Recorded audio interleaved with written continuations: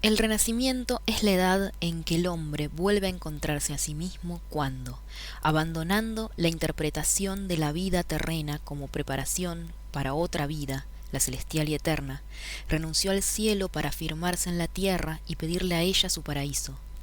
Un retorno, mediatizado por 10 siglos de cristianismo, al paganismo clásico, durante el cual se produjo el redescubrimiento de la antigua cultura filosófica, estética y literaria y de sus obras maestras. Renacimiento del arte y de la alegría como reacción a la larga excomunión de la carne, el proceso que tuvo como centro originario a Italia y luego al resto de Europa, fue haciendo del ser humano una persona que, mediante la libre elección, se rebelaba contra el paradigma medieval que lo sometía al pecado y lo hacía dependiente de Dios, con el único albedrío del arrepentimiento. Así empieza Roberto Perinelli su historia del teatro occidental, el capítulo que tiene como eje, digamos como tema el Renacimiento, y nos pareció una buena forma para empezar este audio, este segundo audio de nuestras clases de historia del teatro, que también va a tener como centro el Renacimiento, ¿sí? Bueno, además este primer párrafo de Perinelli está bastante en consonancia, tiene mucho que ver con lo que Peter Burke describió como el mito del Renacimiento, ¿no? Cuando en la actualidad uno piensa en esta época, piensa en una época dorada, ¿sí? En un momento áureo de máximo esplendor de la cultura y la filosofía y las bellas artes, ¿sí? Uno piensa en el David de Miguel Ángel, la Capilla Sixtina, en Leonardo da Vinci con sus experimentos increíbles y sus obras arquitectónicas, ¿no? Esto es lo que a uno le queda o sea, lo primero que uno se le viene a la mente cuando piensa en el Renacimiento, y tiene que ver principalmente, digamos, el origen de esta idea del Renacimiento como esta edad de oro, ¿sí? Tiene que ver con cómo vieron y entendieron al Renacimiento un grupo de críticos literarios y críticos del arte del siglo XIX, especialmente el suizo Jacob Burckhardt, que escribió un libro, La cultura del Renacimiento en Italia, que fue si se quiere, el inventor, el precursor de este mito del Renacimiento del que habla Burke, ¿sí? Me parece importante empezar con esta idea del mito, ¿sí?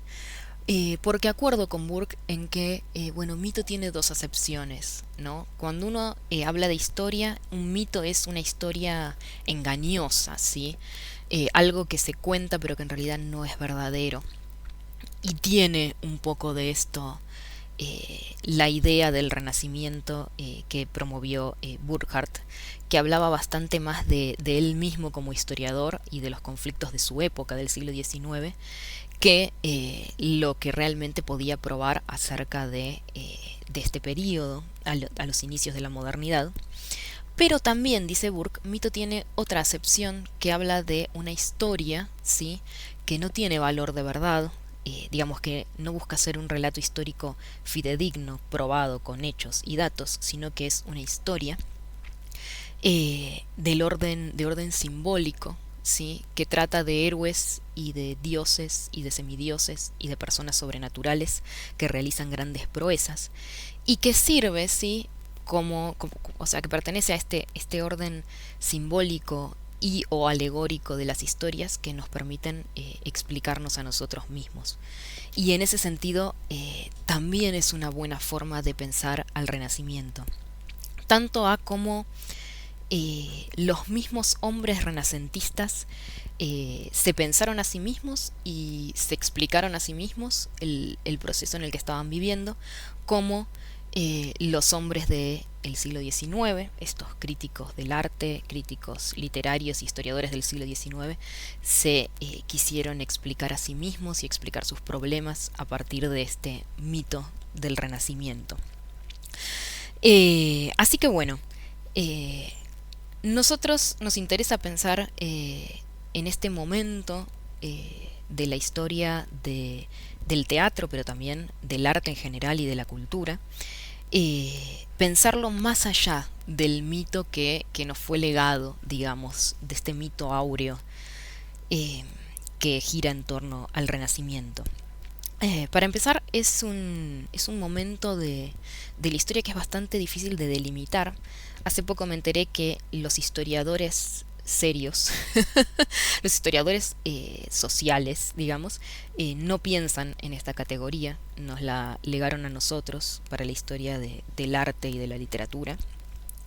Es de bastante difícil delimitación, como bueno, como muchos movimientos de, de la literatura y del arte son difíciles de delimitar, pero que más o menos tendría lugar entre el siglo XIV y el XVII, entre el 1300 y el 1600, a grandes rasgos. Aunque por ahí lo más, el auge del Renacimiento, digamos, su momento de máxima gloria y auridad sería entre el 1450 y el 1550 aproximadamente. Y está bueno, digamos, para ir desmontando un poco este mito, eh, desmontar dos cosas que dijeron o pensaron los renacentistas de sí mismos y que recuperaron después estos críticos del siglo XIX, y que es, por un lado, esta idea de que el Renacimiento fue una revolución cultural que rompió completamente con la Edad Media. Eso, va a decir Burke, es típico de los hijos rebeldes que fueron los renacentistas de la Baja Edad Media. Como todo hijo rebelde tenían que matar a su padre, ¿no? Para poder descubrirse a sí mismos. Pero en ese movimiento, digamos, lo que hicieron fue invisibilizar eh, muchas de las tradiciones que venían de la Edad Media y que ellos mantienen, recuperan, incluso continúan, ¿sí? De hecho, se puede hablar no de un renacimiento, sino de varios renacimientos a lo largo de la historia de Occidente, sobre todo de la Edad Media, ¿sí? Si pensamos en que el Renacimiento, digamos como el eje del Renacimiento, estuvo en esta idea de recuperar, restaurar el arte, la cultura, la organización política de la Roma republicana o imperial. Vamos a ver que ahí había una disputa entre cuál Roma se quería recuperar. Hubo varios a lo largo de la Edad Media, sí, de hecho el periodo que en la historia del arte se llama románico trataba eso, digamos, recuperaba un montón de la estética, la arquitectura del periodo de la Roma clásica. Y bueno, ni hablar en cuando se instituyeron las universidades medievales en el siglo XII, sí, XII, XIII, se enseñaba latín y se enseñaban a los clásicos griegos y romanos, sobre todo las traducciones romanas de algunos griegos y bueno, y los autores romanos. Con lo cual no es algo que estaba completamente ausente de la Edad Media, sino que era una tradición que se continuaba. Y bueno, y que los renacentistas lo van a invisibilizar bastante. La verdad es que ellos, más que ser unos revolucionarios, si se quieren, es mejor, es más apropiado pensarlos como que fueron intelectuales, artistas, pensadores, a caballo entre dos momentos, entre dos culturas, entre dos formas de ver el mundo, ¿sí?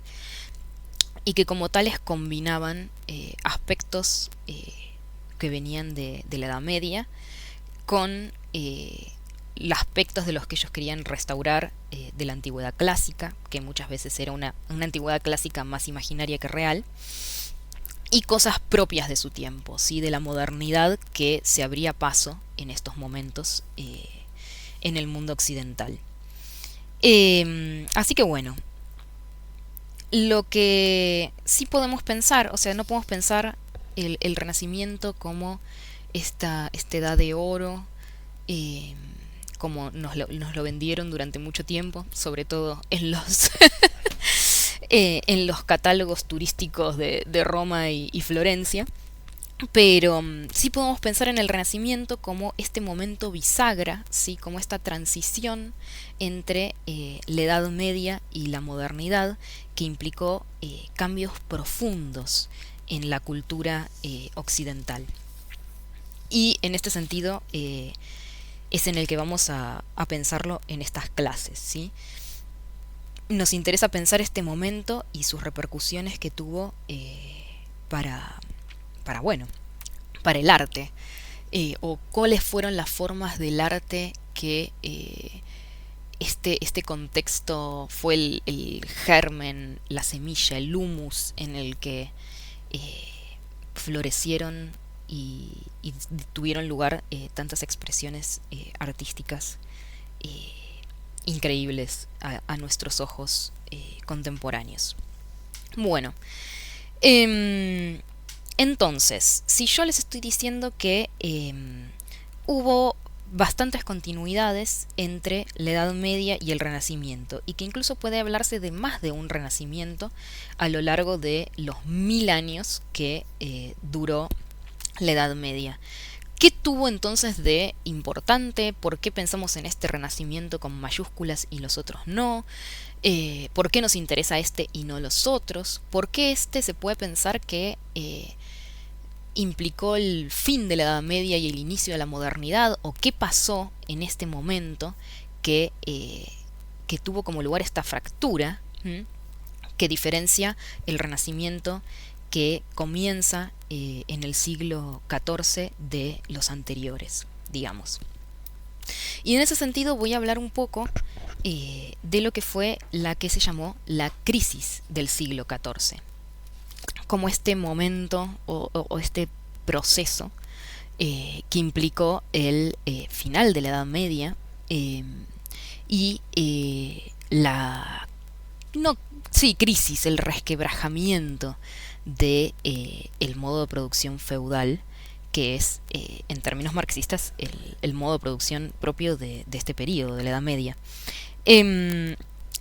La crisis del siglo XIV tuvo como protagonista, como evento cataclismático central, la muerte negra, que es como se la llamó en ese entonces, ¿sí? Que fue una epidemia de fiebre bubónica, de peste bubónica. Hice varios chistes sobre esto, sobre cómo mi primera clase de historia del teatro del año iba a ser sobre una peste que asoló a Europa y que yo lo iba a dar como con el centro, digamos, enfocándome principalmente en Italia, que bueno, como ya les comenté, va a ser el lugar de el primer lugar de auge y florecimiento del Renacimiento, y donde vamos a centrar nuestra primera unidad. Así que bueno, no es que no sé si es de mal gusto, sino que es un poco interesante, o es bastante interesante pensar cómo estos procesos históricos del pasado nos iluminan aspectos de nuestra vida hoy, ¿no? De forma muy cruel. Pero bueno, para verlo de una forma más optimista, vamos a ver esta crisis desatada por la muerte negra en Europa como el inicio de el final del feudalismo y el inicio de la modernidad. Así que no necesariamente lo vamos a ver como algo tan malo, aunque sin lugar a dudas fue algo terrible, ¿sí? La muerte negra, la peste bubónica, asola Europa entre el 1348 y el 1353. Llega de Oriente a partir de unas ratas que venían en un barco, supuestos, no se sabe, pero se supone, y se va a llevar consigo un tercio de la población europea, pensándolo de forma optimista, ¿sí? Se sospecha que puede haber sido incluso mucho peor. Ahora, Si pensamos en la Edad Media, nos vamos a encontrar con que hubo un montón de ciclos de peste y carestía. Es decir, la gente pasaba hambre, se debilitaba y eso la volvía muy vulnerable a enfermedades que se transformaban enseguida en epidemias con espantosas consecuencias para la demografía medieval. Se recuperaban más o menos, había otro periodo de carestía, otro periodo de peste, y así sucesivamente, ¿sí? ¿Por qué esta fue tan importante? Digamos, ¿por qué la crisis del siglo XIV fue distinta a a todos los demás círculos viciosos de hambre y peste? Sí, esa va a ser un poco la pregunta que se van a hacer los autores que voy a estar siguiendo con respecto a este proceso, que son Romano y Tenenti. Y la respuesta, que ya les voy adelantando, es que la diferencia, digamos, la peste bubónica fue muy grave en términos demográficos por la cantidad, los huecos que hizo en la sociedad europea, pero además su importancia reside en que fue consecuencia y al mismo tiempo causa de el resquebrajamiento de forma irreparable de la nobleza feudal y de las relaciones feudales de producción. Romano y Tenenti entonces van a empezar diciendo que hasta el siglo XII, hasta el siglo XIII, hasta el 1200, Europa había tenido un florecimiento bastante importante en términos de producción agraria y de aumento de la población y de aumento de la calidad de vida de la población, que en la Edad Media no podemos ser muy optimistas, pero bueno. Estaban más sanos, mejor alimentados y vivían un poco mejor que hasta ese momento, pero que a finales, ¿sí?, del siglo XIII, principios del siglo XIV, se van a dar una serie de factores que van a tener como resultado una baja en la producción de los campos. ¿Cuáles son estos factores? Va a ser el empobrecimiento del suelo, ¿sí? En la economía medieval no existía la idea de invertir en el campo, invertir en mantener el campo, rotar cultivos. Ese tipo de cosas no existían porque los campos, ¿sí?, la sociedad feudal es principalmente agraria. Voy a detenerme un poco en esto y ustedes van a decir, ay, qué molesta, ¿por qué me habla de historia económica? Yo vine a estudiar historia del teatro.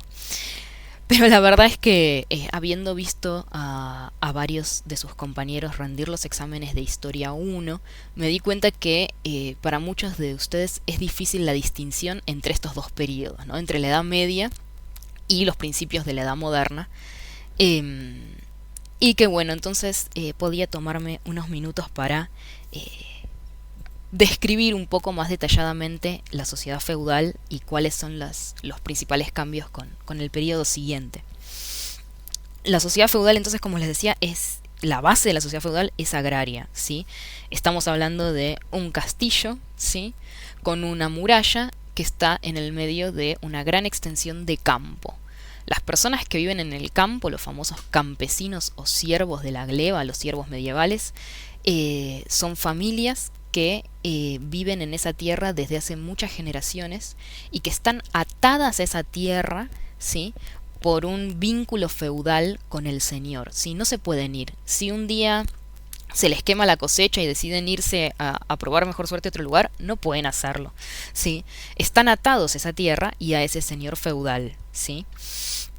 El señor feudal que tiene como principal obligación proteger a estos campesinos de las invasiones, que durante toda la Edad Media son muchísimas, y la guerra en general, protege a los campesinos a cambio de que estos cultiven la tierra y le retribuyan con parte de su producción.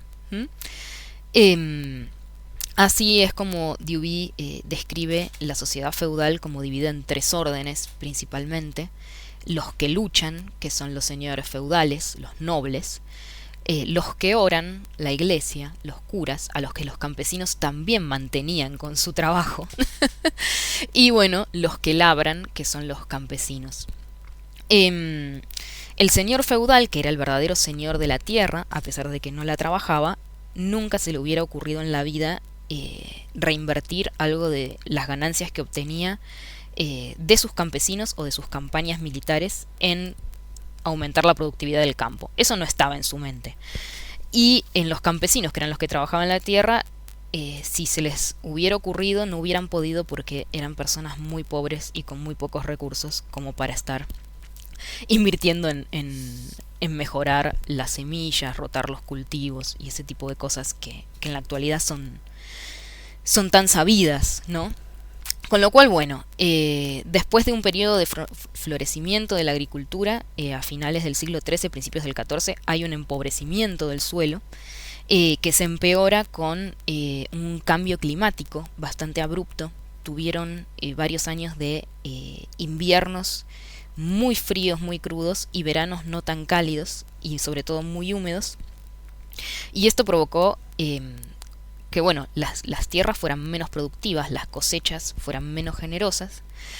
Y la respuesta de los señores feudales ante estos problemas era aumentarles los impuestos, aumentarles las cargas a los campesinos, lo cual generaba que estos campesinos estuvieran más hambreados, que la tierra fuera menos productiva y el hambre trae consigo, el hambre y los inviernos crudos y los veranos húmedos traen consigo la peste. Y este ciclo de carestías, epidemias del que les estaba hablando. Cuando asola la peste a las sociedades medievales, tiene lugar un fenómeno migratorio que es de ida y vuelta. ¿Sí? Por un lado, las personas que viven en las ciudades que tienen recursos, ¿sí?, se van al campo. ¿Por qué? Porque en las ciudades hay un montón de gente y no eran lugares muy limpios ni muy higiénicos, entonces las personas de la ciudad que tenían recursos se iban al campo. Este es el caso de los protagonistas de el libro de Giovanni Boccaccio, el Decamerón, que son un grupo de jóvenes florentinos que durante la peste negra se van a sus casas de campo y se aburren mucho, no saben cómo pasar el tiempo y deciden contarse historias, ¿sí? Este es el caso de los ricos que viven en las ciudades. En el campo, ¿sí?, habíamos dicho que los periodos de peste vienen precedidos, pero vienen precedidos durante la peste y después por el hambre, la hambruna. El hambre genera que las personas migren del campo a la ciudad, porque en la ciudad, mal que mal, hay autoridades municipales que más o menos, y autoridades municipales y parroquiales que más o menos atienden a los pobres campesinos muertos de hambre que arriban a la ciudad. Entonces, muchos campesinos migran del campo a la ciudad en estos periodos. ¿Y qué pasa? Generan superpoblación en las ciudades, hacinamiento, lo cual empeora muchísimo la peste. Entonces, el resultado principal de estos momentos es que, bueno, por un lado, las muertes por enfermedad se recrudecen y los campos se despueblan. Se despueblan porque muchos de los campesinos que migran a las ciudades mueren en las ciudades y porque los que sobreviven muchas veces nunca más vuelven al campo. Como ya les había dicho, las condiciones de vida en el campo eran muy malas y eran prisioneros de ese señor feudal, con lo cual haber logrado llegar a la ciudad, una ciudad que tuvo una baja demográfica muy grave a causa de la peste y con lo cual de repente empiezan a haber un montón de puestos de trabajo dentro de la misma ciudad, hace que muchos campesinos prefieran quedarse. Y en el caso de la peste negra de 1348, el despoblamiento del campo es gravísimo. Desaparecen pueblos completos. Y a esto se le suma algo que es pequeño, pero que no es menor, que es que, bueno, yo ya les había dicho, la riqueza del señor feudal, ¿sí?, su su medio de vida y su forma de influencia política y económica reside en la tierra, ¿sí? En esta época los nobles tienen los mismos títulos nobiliarios, o sea, hay un rey, hay un marqués, hay un conde, hay un castellano, pero son sustancialmente diferentes a lo que van a ser los nobles del periodo siguiente, de la modernidad. El rey, en este caso, nunca vive o muy pocas veces vive en un alucinante castillo, en una ciudad. Los nobles de este periodo son nobles de castillo, viven en el campo. La mayoría no son mucho más ricos que sus propios siervos. Pero bueno, en lo que reside su poder, su influencia y su riqueza y su medio de vida, digamos, porque comen de eso, es en la tierra. Ahora, la tierra sola no vale nada.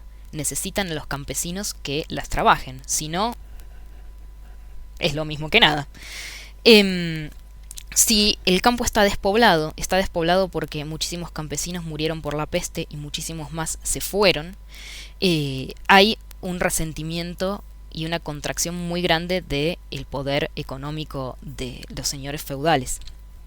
Esto lleva a que empiecen a permitir a los campesinos que les quedan cada vez más que paguen sus tributos, además de con especie, digamos, con grano y animales, con moneda. Y eso les da como una pequeña libertad a estos siervos que antes no la tenían para ir al mercado y vender sus productos para obtener así la moneda con la que pagarle al señor. Así que bueno, como ya se desprende de todo esto que acabo de decir, la crisis del siglo XIV implica este resquebrajamiento del poder feudal.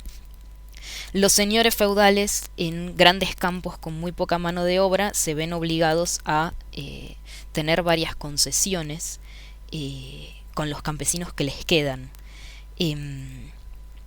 Y a esto se le suma que durante el periodo, imagínense que hambre, peste, trajo consigo, por un lado, las reacciones ultraviolentas de los señores feudales queriendo cobrar más impuestos y pagar peores salarios, y esto generó grandes revueltas campesinas que finalmente dieron sus frutos porque fueron muchas, porque fueron en simultáneo, o sea, integradas con revueltas en las ciudades, y porque al ser tan pocos, al estar los campos tan despoblados, tenían un poco las de ganar por primera vez en 1000 años.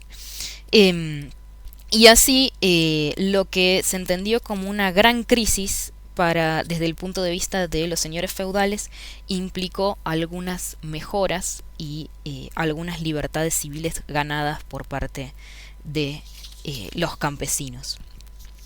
Otro gran eje, digamos, de la crisis del siglo XIV, además de estos ciclos de hambre y peste, del despoblamiento de los campos, fue la guerra, ¿no? Como si fuera poco, además fue un periodo marcado por las guerras. Especialmente, digamos, la más famosa es la Guerra de los 100 Años, en la que se enfrentaron Inglaterra y Francia desde 1339 a 1453, y donde participó, en el final de esta guerra participó Juana de Arco, ni más ni menos. Por eso es tan famosa. Pero bueno, hubo muchas otras guerras durante este periodo. ¿Por qué iban a la guerra? La cosa está muy relacionada con todo lo demás. Habíamos dicho que la riqueza del señor feudal y su influencia y su poder dependía de la tierra. Si la tierra era menos productiva, porque bueno, se agotaba la productividad de la tierra, pero además porque cada vez tenían menos mano de obra, la respuesta lógica para un señor feudal es conseguir más tierra. Si la tierra que tengo no me rinde como antes, voy a conseguir más tierra. ¿Cómo consigo más tierra? Haciéndole la guerra al vecino, ¿sí? El tema es que esta era la respuesta lógica y que les había funcionado durante 1000 años. El problema es que al estar la fuerza de los señores feudales mermada, ya no tener tantos recursos como antes, no podían embarcarse en esas grandes empresas del pasado, del glorioso pasado medieval, como habían sido, por ejemplo, para que tengan una idea, las guerras de reconquista española, en la que los reyes católicos españoles se enfrentaban con las distintas ciudades árabes que habían conquistado y que tenían bajo dominio musulmán gran parte de España desde hace unos 800 años. Bueno, las guerras de reconquista españolas, por ejemplo, y el otro gran ejemplo son las cruzadas, ¿no? Ni más ni menos. Ahora, los señores feudales, todos los señores feudales ya no estaban en condiciones de embarcarse en estas grandes aventuras bélicas. Entonces lo que podían hacer era dos cosas: dedicarse al bandidismo, o sea, lisa y llanamente armar grupos de caballeros armados y robar caminos y atacar poblados cercanos y ciudades cercanas, o ir con el monarca, digamos, con el rey, que habíamos dicho que no era un señor feudal mucho más poderoso y muchas veces era mucho menos poderoso que otros señores feudales, pero que tenía a todos los demás señores feudales de la región atados, si se quiere, vinculados de forma vasallática, o sea que los podía convocar. El rey podía decirles a todos los señores feudales de la zona, sean o no más poderosos que él, los convoco, y convocándolos ir a una empresa bélica mucho más prometedora de las que podían emprender los señores feudales solos, por su cuenta. Esto, o sea, bueno, eso hicieron, fueron a la guerra muchísimo durante este periodo, lo cual ni hace falta que lo diga. El peso de la guerra cae sobre los campesinos, como el peso del hambre y el peso de la peste. Con lo cual solo recrudecía lo que querían solucionar, terminaba recrudeciéndose. Pero además, en este periodo empieza a aparecer una diferencia de intereses muy importante entre el rey y los demás señores feudales. Sí, porque sin quererlo, todos estos señores feudales empobrecidos, que tienen cada vez menos recursos, y que entonces no les queda más opción que recurrir a su rey, sí, en busca de cierta ayuda, terminan revistiéndolo de un poder de orden nacional, si se quiere, que antes no tenía. El rey empieza a acumular poder en detrimento de todo lo que están perdiendo los señores feudales. ¿Sí? Y este es el inicio de el Estado moderno, que se llamó el Estado absolutista, que tiene como figura central al rey. Este sí es el rey en el que la mayoría de ustedes piensan cuando se escucha la palabra rey. El rey del gran castillo, el rey que tiene toda una corte a su disposición. No el medieval, ¿sí? Pero bueno, faltan muchos años para eso y un proceso muy largo que ya vamos a ver en detalle a lo largo de la materia. Vamos a ver cómo se conformó el Estado absolutista en España, en Inglaterra, en Francia. Pero por ahora, si bien todo esto está muy en el futuro, como dicen Romano y Tenenti, acá está el humus, ¿sí?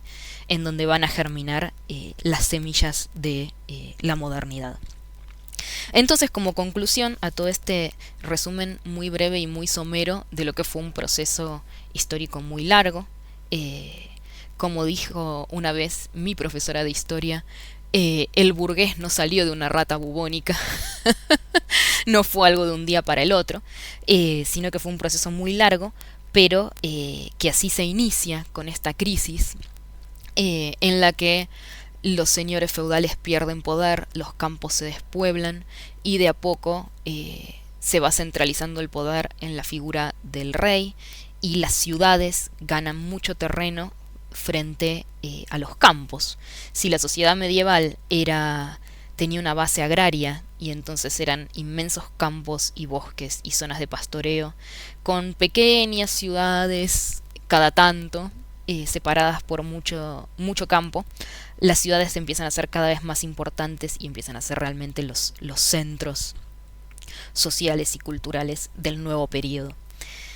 Así que bueno, como conclusión de este resumen de lo que fue la crisis del siglo XIV, podemos decir que, como dicen Romano y Tenenti, que durante todo su capítulo ponen crisis con comillas, la que fue esta crisis en realidad fue solo crisis de la nobleza, ¿sí? Fue el agotamiento del poder económico y la decadencia de la fuerza política de la nobleza, pero que dio lugar también a un montón de compensaciones, que fue finalmente lo que dio lugar a el inicio de la modernidad, entre otras cosas.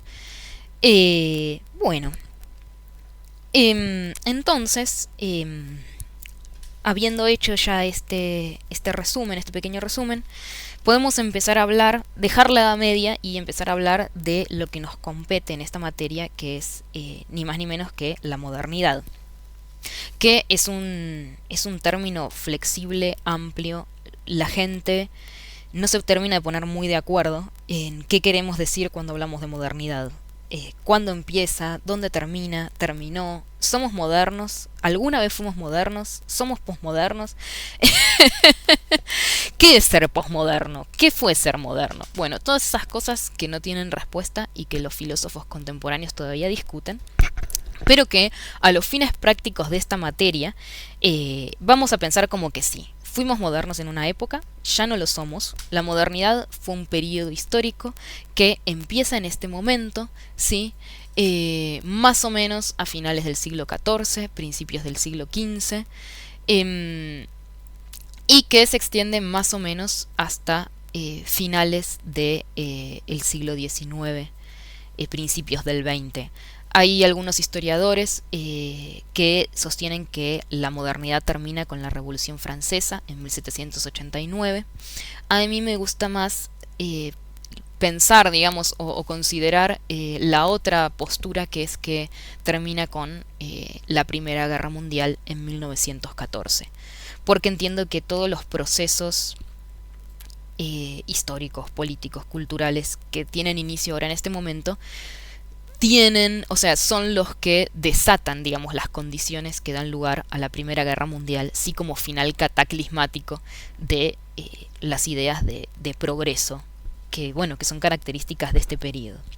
Entonces, bueno, habiendo dicho lo siguiente, ¿sí? El Renacimiento es un movimiento cultural más artístico que político, que es el que abre, el que inicia la modernidad. ¿Cuándo empieza la modernidad?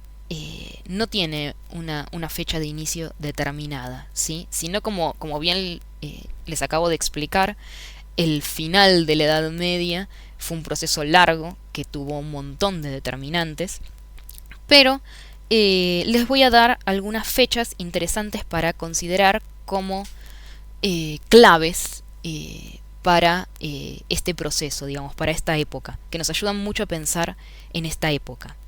La primera es 1453, que es el momento en el que cae definitivamente el Imperio Romano de Oriente.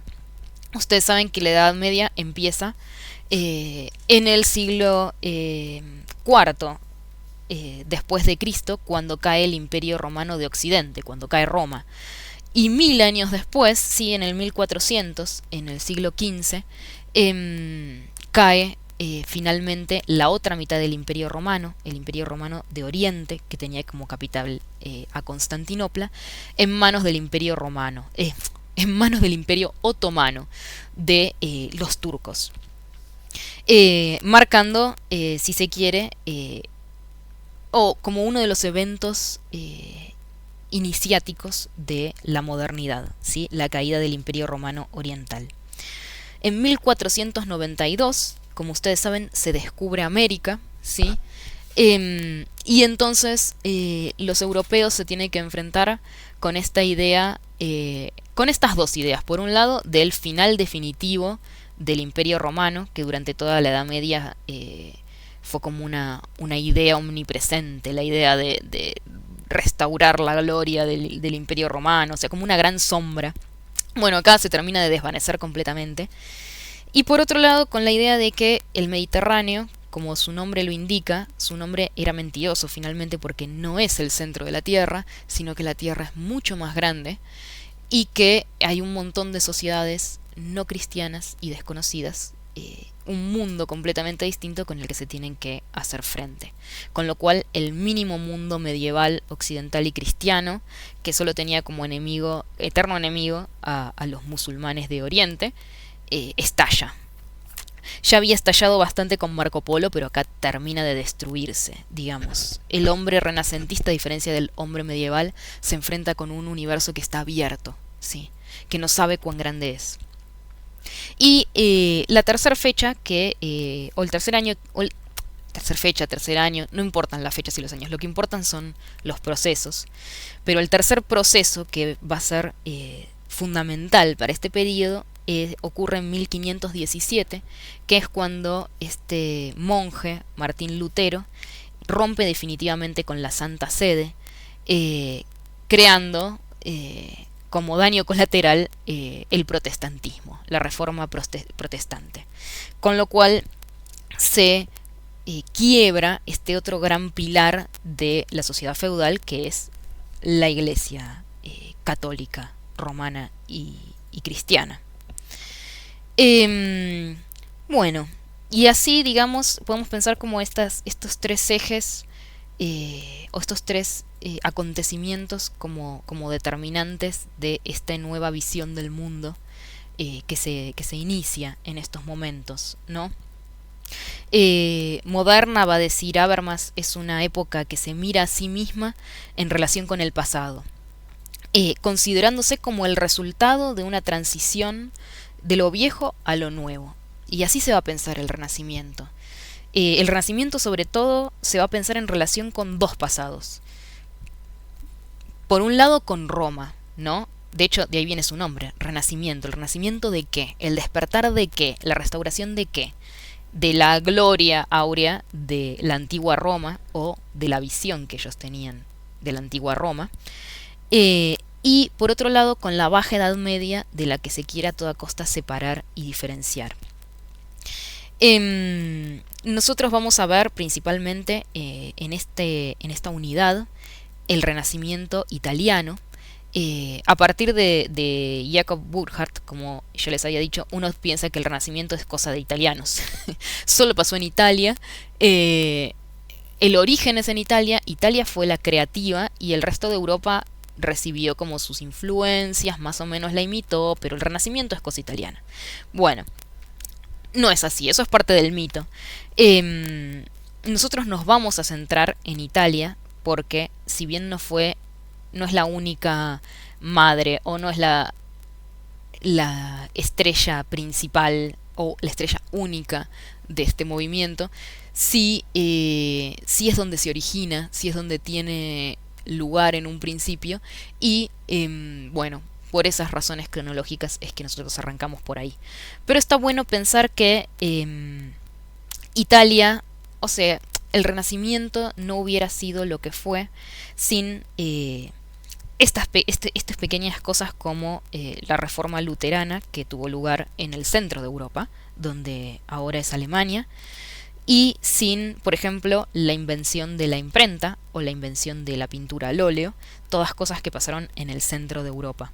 O, por ejemplo, sin su relación con Oriente, ¿sí? La gloria de Venecia, por ejemplo, y la riqueza y la opulencia de Venecia y de Florencia que invirtieron en sus artistas y sus grandes edificios y otras obras arquitectónicas, venía del comercio con Oriente, de la famosa ruta de la seda, la ruta de las especias. Y también, ni hablar, de todos los intelectuales, profesores, filósofos y grandes sabios que llegaron sobre todo a Venecia, huyendo de la Constantinopla caída en manos de los turcos. Con lo cual, si bien puede pensarse a Italia como este centro, sobre todo el centro y el norte de Italia, no tanto el sur, como este centro del estallido que fue el Renacimiento, no se la puede pensar aislada del resto de Europa y de Oriente. Pero bueno, nosotros igual vamos a arrancar por Italia. Y para pensar un poco, porque ustedes me dirán, y me dirán con razón, la última vez que hablamos estábamos hablando del 1300 y ahora de repente estamos hablando de finales del 1400. ¿Qué pasó en esos 100 años? Pasaron un montón de cosas, ¿sí? Pero para no hacer tan abrupto este cambio, este salto que acabo de dar entre el 1400, el 1453, 1492 y la crisis del 1348, digamos, voy a comentar un poco a las tres grandes figuras de la literatura italiana, o los tres grandes pre-renacentistas, proto-renacentistas, últimos medievales y primeros modernos, que fueron ni más ni menos que Dante, Boccaccio y Petrarca, ¿sí? El primero, Dante, que nace en 1265 y muere de malaria en 1321, es ni más ni menos que el autor de la Divina Comedia. ¿Por qué nos interesa comentarlo? La Divina Comedia muchas veces se piensa como la última gran obra de la literatura medieval. Pero, como la última gran obra de la literatura medieval que es, ya tiene como como que se empiezan a vislumbrar, digamos, lo que va a ser la literatura del futuro, de la modernidad. Y es lo que sigue. O sea, por un lado, Dante le pone a su obra comedia, que es un género de la literatura clásica, ustedes ya lo saben, lo vieron con Vivi. Pero por otro lado, su comedia es una comedia religiosa, cristiana. El alma de Dante, que se encontraba perdida en un bosque oscuro, es guiada en un recorrido, ¿sí?, a través del infierno y del purgatorio para finalmente llegar al cielo y a la iluminación. Es una historia propiamente medieval, digamos, que Dante le pone comedia porque tiene un final feliz. Al final su alma logra la iluminación, pero que tiene por lo menos dos componentes que voy a rescatar. Por un lado, el alma de Dante no va sola, ¿sí?, sino que tiene dos guías. El segundo, el que lo lleva al cielo, es Beatriz, que es su amada, el alma de su amada.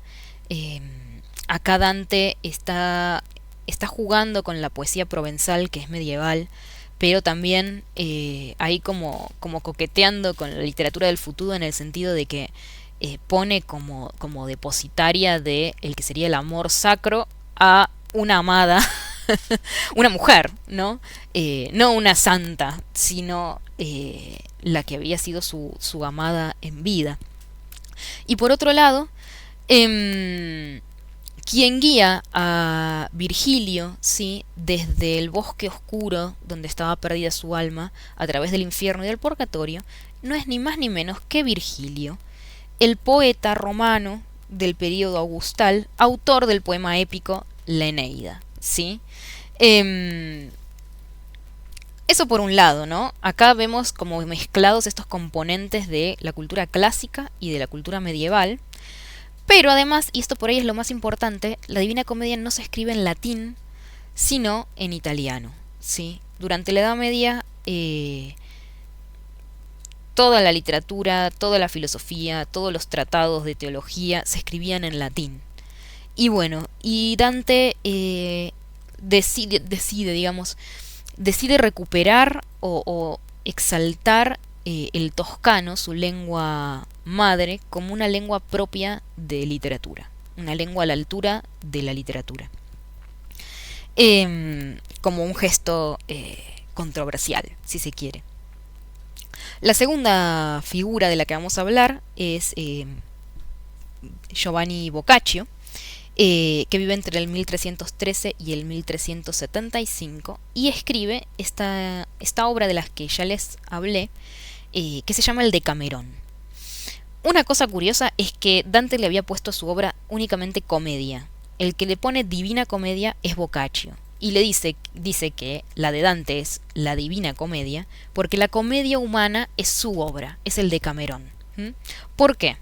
Porque el Decamerón, que como ya les dije, reúne todos los cuentos que se contaron entre sí estos 10 jóvenes florentinos que huían de la peste, ¿sí? De hecho, de ahí viene el nombre de Decamerón. Son 10 cuentos durante 10 días.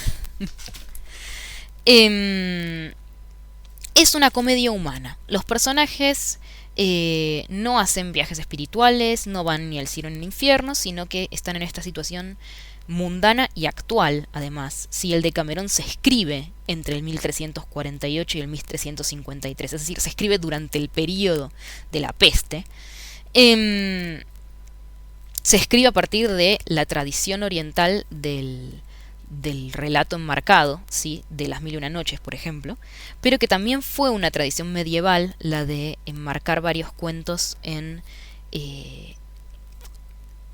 enmarcar distintos cuentos individuales dentro de una historia general que le servía como esto de marco.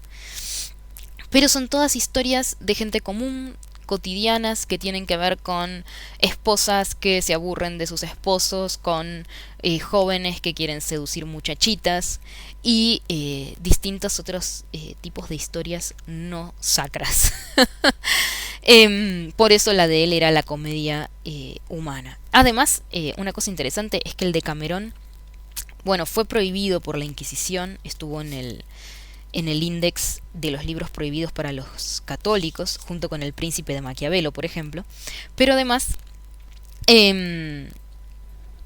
circuló entre los burgueses copistas y notarios, que les llegaba una copia y ellos mismos la copiaban y se la regalaban a un vecino, a un amigo, a la familia. Así que fue un libro de circulación urbana y burguesa.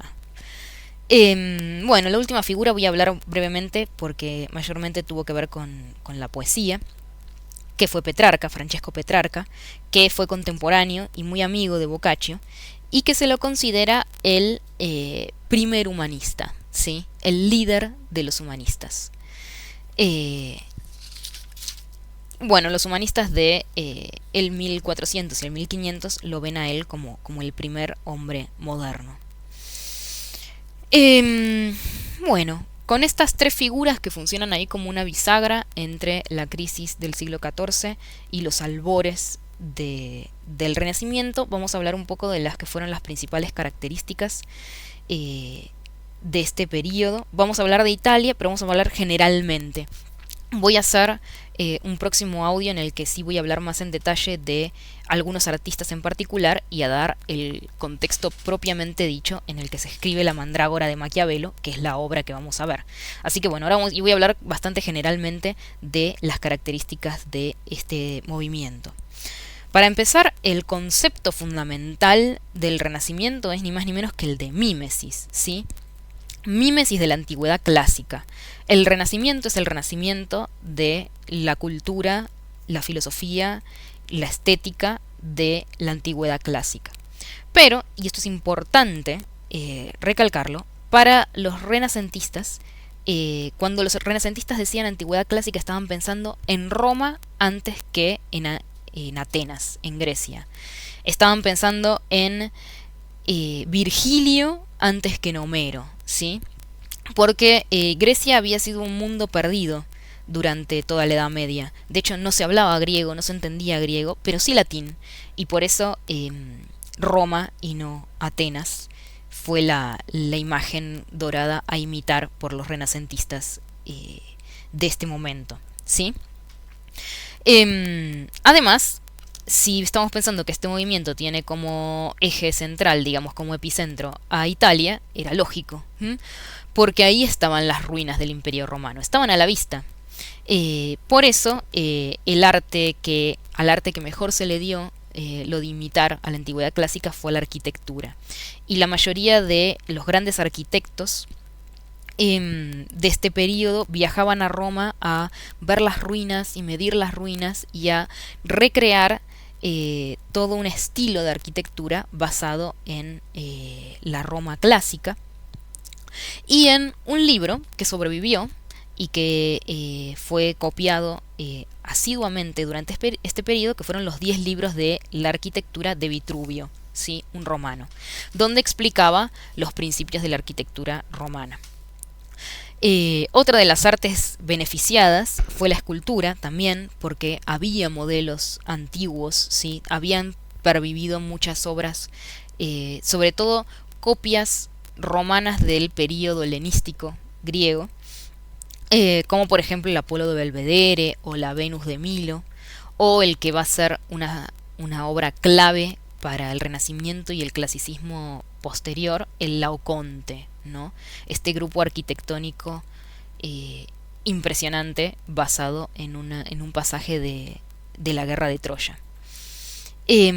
Otras artes, por ejemplo, la pintura, no fueron tan beneficiadas porque no había restos materiales de lo que había sido la pintura romana, ¿sí? No habían pervivido. Los primeros vestigios, o sea, las primeras obras que vimos auténticamente romanas, se encuentran en Pompeya, cuando se hacen las primeras excavaciones arqueológicas en el siglo XVIII. Con lo cual, los pintores renacentistas no tenían idea de cómo habían pintado los romanos, ni hablar los griegos, pero sí encontraban fuentes de inspiración y modelos en la escultura, ¿sí? Por eso en este periodo se empiezan a pintar los cuerpos, se empieza a trabajar con tanto detalle el dibujo de los cuerpos basado en los modelos escultóricos y también en las descripciones de pinturas que aparecen en los textos literarios. Y acá cobra, o sea, una gran importancia un texto que sé que ustedes vieron en Historia 1, que es la epístola a los Pisones o el arte poética de Horacio, donde él tiene esta frase tan famosa: ut pictura poesis, así como la pintura es la poesía. Y bueno, una cosa interesante y no menor es que la mayoría de los artistas de este periodo, y estamos pensando en las tortugas ninjas, en Leonardo, en Miguel Ángel y en Rafael, pero también en muchos otros grandes pintores de este periodo, que eran las tres cosas. Eran pintores, eran escultores y eran arquitectos, hacían todo. Y es a ellos, sobre todo, a la figura de este artista de principios del Renacimiento, Brunelleschi, que se debe la recuperación, la reinvención de la perspectiva lineal, ¿sí? Voy a hacer otro audio donde voy a hablar principalmente de estos detalles de la historia del arte, pero para que lo tengan presente ya desde ahora, recuerden que la pintura medieval era plana, ¿sí? No tenía perspectiva. No tenía perspectiva, no tenía profundidad, ¿sí? Los griegos y los romanos ya habían descubierto o habían hecho ciertos avances en el descubrimiento de la perspectiva, podían pintar en escorzo, ¿sí? Pintar en escorzo es pintar un cuerpo tridimensional, digamos, poder doblar el cuerpo de forma de que se vea cierta profundidad. Y finalmente son los renacentistas, ¿sí? Sobre todo este señor Brunelleschi, pero también Alberti, por ejemplo, los que van a dar con el descubrimiento de la perspectiva lineal, que son las leyes matemáticas que permiten pintar en perspectiva. Es decir, las leyes matemáticas que explican por qué es que los objetos que están a mayor distancia del observador se ven más pequeños, digamos, y que le permitió a estos autores pintar en profundidad. Ya después vamos a ver puntualmente, vamos a ver ejemplos de esto que les estoy contando. Y que bueno, que tienen que ver con un interés de los artistas del Renacimiento contrario al que había sido el interés medieval, que no estaba en pintar las cosas como son o como se ven, sino en lo que significan, en la observación de la naturaleza. Esto se va a ver en el desarrollo de la perspectiva, ni hablar, pero también en un interés por salir al campo a hacer bocetos de plantas y de animales, en la observación de la figura humana. Si bien las pinturas del Renacimiento van a tener un alto grado de idealización, digamos, piensen en Miguel Ángel, los cuerpos pintados por Miguel Ángel no son realistas, están idealizados, están basados en el Apolo de Belvedere, pero implican un interés naturalista. Digo naturalista para no decir científico, que vendría siendo muy anacrónico hablar de científico. Pero bueno, esta es una época en la que también hay grandes florecimientos y grandes descubrimientos en el ámbito de la filosofía natural, y estos pintores no están ajenos a ese interés de el hombre renacentista, el hombre y la mujer renacentista, por la naturaleza, por entender cómo el mundo es y cómo funciona. Bueno, y el descubrimiento de la perspectiva lineal además va a ser fundamental para el diseño de los primeros teatros de este periodo, que bueno, ya vamos a ver en detalle en el próximo audio. Pero no lo quería dejar de mencionar. Sobre todo porque cuando uno piensa, a uno le dicen Renacimiento, lo primero que piensa es en estos artistas que cultivaron las que se llamaron las artes mecánicas, ¿sí? Pero dentro de la perspectiva del propio periodo, lo que importaban no eran tanto las artes mecánicas como las artes liberales, ¿sí?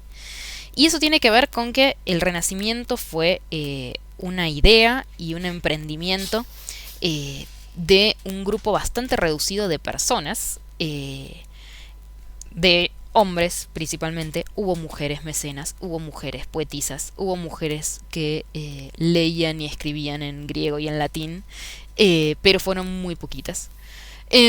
Como me gusta decir que hubiera habido algunas, habla de el grado de interés y de desarrollo intelectual de estas mujeres que lograron abrirse paso en esta época. Pero bueno, fueron muy poquitas. El movimiento es principalmente masculino, urbano y patricio, es decir, de hombres que vivían en la ciudad y que tenían un caudal económico importante, que eran patricios, príncipes, prelados, y que se dieron a llamar a sí mismos humanistas. La palabra humanista viene de el profesor de humanidades, es el profesor que enseña estas artes liberales. Como yo ya les comenté, existían universidades durante la Edad Media. Las universidades no son un invento moderno, sino medieval. De hecho, son anteriores. Si nos ponemos a pensar, las primeras universidades fueron griegas y se llamaron la Academia de Platón y el Liceo de Aristóteles. Bueno, hubo universidades en la Edad Media donde se enseñaban las artes liberales, que eran la gramática, la retórica, la poética, la historia y la filosofía moral. Y el término humanistas, que nosotros es el primero que asociamos con la palabra Renacimiento, viene de estos profesores de humanidades. Con lo cual se entiende, por un lado, la importancia y la relevancia de la literatura y la lengua, y el estudio de la lengua para el Renacimiento, y también que fue un movimiento muy ligado a la idea de educación, ¿sí? Había que restaurar Roma, pero había que restaurar también el sistema educativo romano, que no es menor porque estamos hablando de una educación sin fines monásticos, que los que estudiaran no fueran solo los que iban a ser curas y los que enseñaran no fueran solo curas, básicamente, que en la época era una intención bastante revolucionaria. Como ya les dije, nada en el Renacimiento fue auténticamente revolucionario en el sentido de romper completamente con una tradición anterior, pero sí fue una iniciativa rebelde, si se quiere, contra la Edad Media, contra la gran católica Edad Media. Bueno, entonces, como les decía, la lengua y la literatura fueron claves para los renacentistas, ¿sí? Y para su idea de mímesis, de querer estar todo el tiempo imitando los grandes modelos romanos. Y bueno, y los romanos que fueron grandes imitadores de los griegos, con lo cual lo griego llega a través de lo romano. En este sentido, se empieza a estudiar con mucho detalle el latín clásico, ¿sí? En contraposición al que había sido el latín medieval. Se empieza a odiar el latín medieval como una cosa corrupta y horrible y se quiere restaurar el latín clásico. Los humanistas quieren hablar y escribir como Cicerón. Y en este sentido se recuperan y se empiezan a cultivar nuevamente los géneros literarios de la antigua Roma, como la épica, la oda, el pastoral y sobre todo la comedia. Ustedes ya saben, ya conocen a la comedia romana, lo vieron en Historia 1, y los escritores de comedias de este periodo se van a basar principalmente en Plauto y en Terencio y van a escribir en latín, ¿sí? Durante todos estos inicios del Renacimiento, digamos, hasta bien adentrado el siglo XVI, el 1500, se va a escribir en latín. La literatura renacentista se vuelve a escribir en latín. Y Y bueno, otra cosa muy importante, como de lo que les vengo diciendo, es como se quiere, se le da tanta importancia a recuperar el latín clásico, se le da mucha importancia a recuperar los manuscritos de los textos clásicos, a releerlos, releerlos con atención, releerlos en su idioma original y compararlos, ¿sí? Como ya les había comentado, en este periodo, digamos a mediados del siglo XV, cae el Imperio Romano de Oriente en manos de los turcos, y eso implica que muchos intelectuales y letrados huyen de Bizancio hacia Occidente, ¿sí? Se van a refugiar sobre todo en Venecia, pero bueno, van a migrar a Occidente, porque bueno, son cristianos. Estos movimientos migratorios empiezan antes de la caída de Constantinopla, empiezan bastante antes, con lo cual toda esta movilización empieza desde el principio del Renacimiento. Y estos intelectuales, escolásticos, letrados, van a venir con los manuscritos abajo del brazo y también con un legado importantísimo que va a ser el griego, ¿sí? El griego se había perdido durante toda la Edad Media. En Occidente se perdió, nadie hablaba griego. Hay una anécdota famosa de Petrarca, ¿sí?, de quien hablamos, llorando con un manuscrito de Homero en las manos que no puede leer porque no sabe griego, ¿sí? El idioma del Imperio Romano de Oriente era el griego, y por lo tanto estos profesores lo saben y lo enseñan, el griego clásico. Y entonces los humanistas del Renacimiento van a poder acceder a todos estos manuscritos perdidos para Occidente durante 1000 años, que son reintroducidos desde Bizancio y también desde España, desde las universidades del sur de España, que eran musulmanas. Ellos tenían los textos griegos y los sabían leer y traducir. Y así los humanistas van a tener acceso a los originales de, entre muchos otros, Aristóteles y el Nuevo Testamento. Esto va a ser muy interesante porque es donde empieza esto que se dio a conocer como la conciencia crítica o la actitud crítica de los humanistas del Renacimiento. Ya no se quedaban con lo que les decía el cura, lo que les decía el pastor, o sea, lo que les decía la iglesia, que decían los textos, ¿sí? Durante toda la Edad Media, la iglesia como institución, digamos, los eclesiásticos como institución eran los mediadores entre la palabra de Dios y los creyentes, y esto se va a romper porque ahora los humanistas pueden leer los textos originales, los pueden comparar y empiezan a desarrollar un montón de técnicas filológicas que les permiten, por un lado, cuestionar las traducciones y las interpretaciones con las que se habían manejado durante todo este tiempo. Comparar manuscritos, darse cuenta que de una copia a la otra cambiaban un montón de cosas, ¿sí? Y entonces empiezan a dudar de lo que la iglesia les estuvo diciendo durante todo este tiempo. Esto no es menor, ¿sí? Tiene que ver con un montón de los descubrimientos, los avances, las grandes ideas de este periodo, esta conciencia crítica, este dudar de la palabra, dudar de todo lo que nos dijeron hasta ahora, ¿sí? Comparar, traducir, ¿sí? Ir a buscar el original.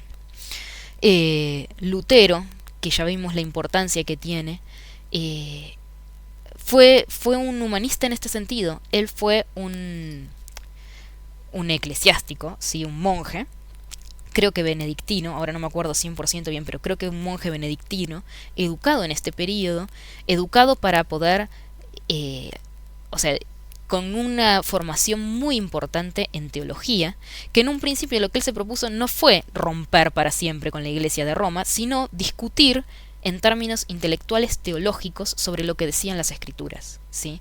La gran reforma de Lutero empieza siendo esto, una discusión de manuscritos, una discusión teológica, filosófica e intelectual sobre escrituras. Bueno, no es menor, y está bueno tenerlo en cuenta. Va a ser muy importante de aquí en más esta recuperación de la lengua y recuperación del trabajo filológico sobre los manuscritos. A todo esto cabe la pregunta, ¿no? ¿Son modernos, cristianos porque todos ellos son cristianos. El Renacimiento, si bien discute con la Iglesia en un montón de aspectos, nunca se propone romper definitivamente con ella. Ni Lutero se propone romper definitivamente con ella. Entonces, son cristianos modernos queriendo restaurar la antigua Roma. ¿Hasta qué punto era su sueño? O sea, era algo que decían, y hasta qué punto era algo que creían y creían que era posible. No es seguro, ¿sí? No sabemos hasta qué grado los humanistas del Renacimiento pretendían restaurar la antigua Roma. Lo que sí sabemos es que eran víctimas de muchas contradicciones, ¿sí? De las contradicciones que surgen de querer inventar, o sea, imitar, restaurar, volver a imponer formas culturales tan antiguas, ¿sí?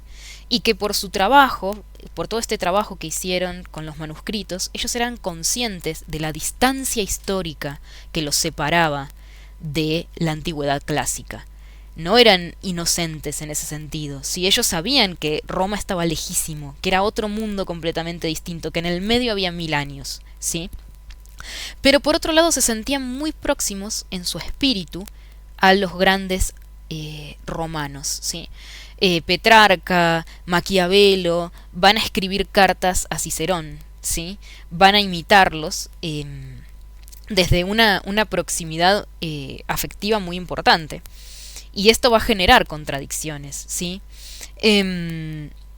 No podían ser romanos. Y hasta cierto punto tampoco querían. Como dice Burke, ellos querían ser antiguos romanos sin dejar de ser cristianos modernos, ¿sí? Lo cual nos habla de que incluso para ellos mismos, ¿sí? Para los mismos humanistas renacentistas, esta idea de imitación no era inocente. No pretendían traer directamente las cosas de Roma y que funcionaran en la actualidad. Sabían que eso era imposible, y si no lo sabían, se daban cuenta enseguida de que no era posible, ¿sí? De que el mundo había cambiado demasiado.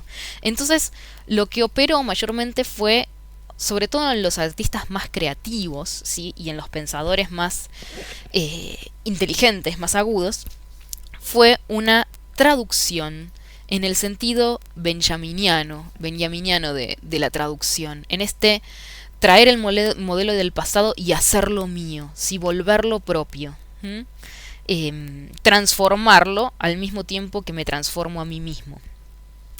Y esto dio lugar a la hibridación, el sincretismo, que son las obras que surgen.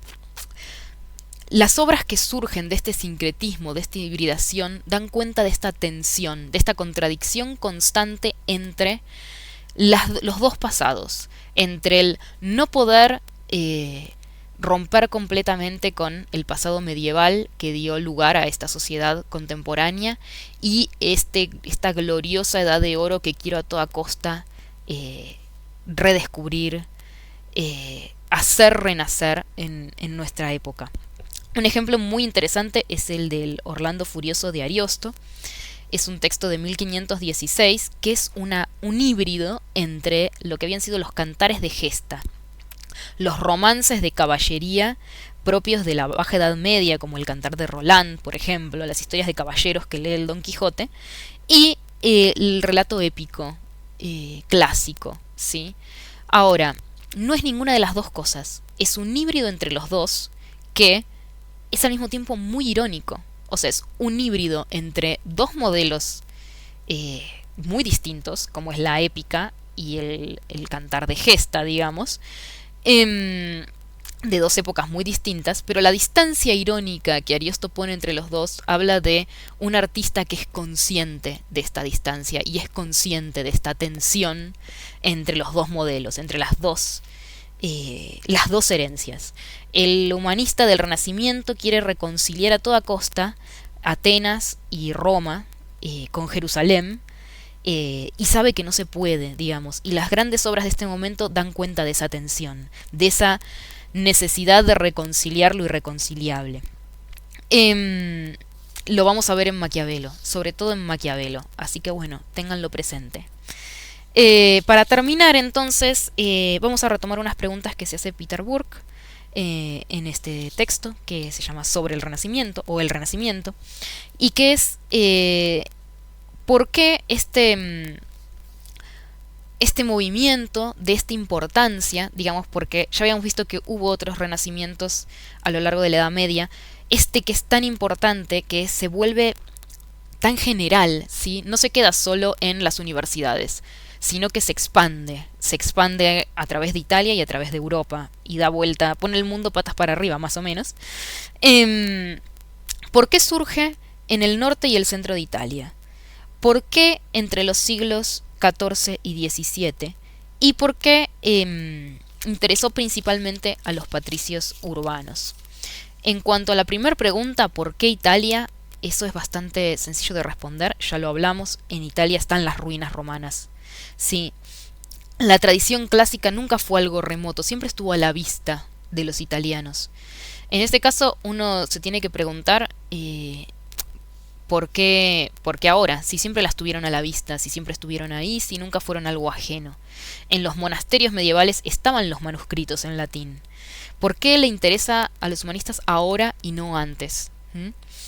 Y la pregunta tiene que ver con la primera parte de este audio, que tiene que ver con esta crisis del sistema feudal, que tuvo como principales excepciones o como grandes resistentes a los embates de la crisis a las grandes ciudades-estado italianas, ¿sí? Que se habían desarrollado de forma esplendorosa durante los siglos XII y XIII a partir del comercio con Oriente, ¿sí? Y que entonces se conformaban como organismos, o sea, como, sí que eso, como ciudades, grandes ciudades independientes que disputaban su poder ahí entre emperadores y papas, que eran algo bastante excéntrico para la Edad Media y que ven como una posible respuesta, un posible modelo a seguir a la antigua Roma, a la antigüedad clásica, ¿no? Y bueno, esto también yo lo había comentado. Esto es por qué en Italia, por qué en este periodo, ¿sí? Entre el siglo XIV y el XVII. ¿Por qué a estas personas, digamos, son los que son los que sabían leer y escribir, son los que tenían educación, son los que tenían acceso a los manuscritos? Ahora, si bien empiezan siendo un grupo muy pequeño de patricios urbanos, o sea, personas con recursos, nobles en su mayoría, después se expande a no nobles, burgueses, y a, sobre todo, a los artistas, ¿sí? Miguel Ángel, Leonardo, Botticelli, no eran ricos, no eran letrados, no eran nobles, eran hijos de artesanos, ¿sí? Y los humanistas los adoptan, los toman bajo su mecenazgo y los vuelven partícipes de este gran movimiento que se volvió el Renacimiento. Por supuesto que no son los mismos intereses los de la nobleza patricia, los de la burguesía en auge, los de estos hijos de artesanos que de repente son ricos y son famosos y quieren establecer lo que hasta el momento había sido una teknai, un oficio artesanal en algo, una actividad noble del espíritu. Así que bueno, si bien esto empieza como un movimiento muy minoritario, después se expande a lugares donde no se había, no había llegado antes un movimiento cultural durante todo el periodo medieval, y eso es lo que lo vuelve, lo que lo vuelve lo que fue, ¿no? Un movimiento artístico, cultural, intelectual, letrado, que sirvió de modelo para el mito de una edad de oro restaurada a partir del colapso y la ruina de la Edad Media. Bueno, eso es todo. Espero no haberlos martirizado mucho. Cuídense, guárdense en su casa, lean un montón y nos escuchamos en unos días. Un beso.